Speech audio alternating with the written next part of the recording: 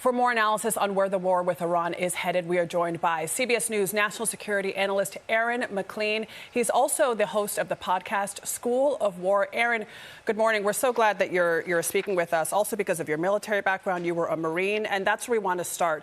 There are 2,500 Marines heading to the region from the East Pacific. What does this signify to you?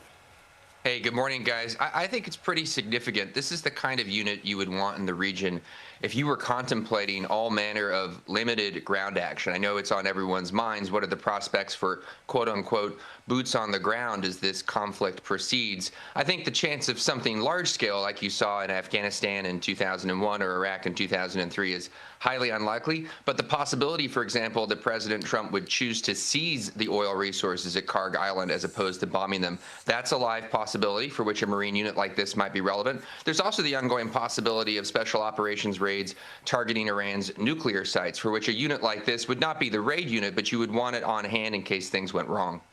I'm glad you mentioned Kharg Island, Aaron, because, of course, last night the U.S. bombed it. It's a military node. It is the center of Iran's oil exports. But they didn't go after any of that oil infrastructure, just for the military sites. Why do you think that is? And what message do you think Washington is trying to send to Tehran by leaving that oil infrastructure untouched for the moment?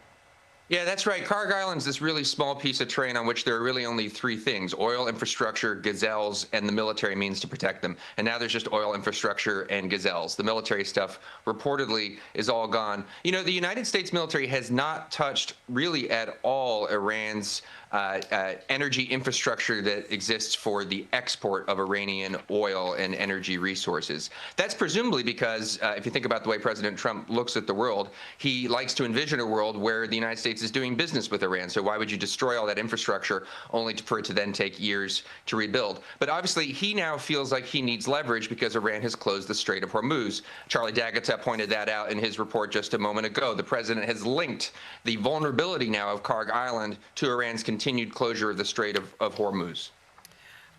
You know, and it's as if both of these sides are ratcheting up the stakes, because the president is saying if anyone does anything else to inhibit passage into the strait, we might go after your oil infrastructure on Kharg Island.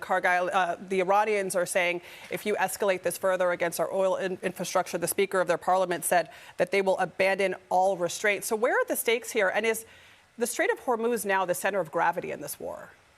I think your analysis is spot on. That's a pretty good balance of leverage right there. The threat to Iran's energy resources versus the ability of Iran to close the strait. And yes, absolutely. Look, this is a war, and in a war, both sides get a vote. And Iran's best card to play was always going to be the closure of this strait. It's now played it. I think it's unlikely that they will back down in the days to come. If you listen to the new supreme leader of Iran's statement from 2 days ago that was read on Iranian TV, it was not a conciliatory statement. This is a man who just lost members of his family on the first day of the war. He spoke of them as martyrs. He talked about the importance of keeping the strait closed. I think most likely what you're going to see in the weeks to come is a U.S. military operation to reopen the strait. That's going to take time. The administration is not even pretending that it won't. It's quite clear that it will take probably weeks to even get to the point where U.S. Navy ships can go into that strait. And yes, I think it's vital simply because of the energy prices and the price at the pump that you so rightly point out moments ago. All right, Aaron McLean, thank you for that excellent analysis. We appreciate it. Thank you.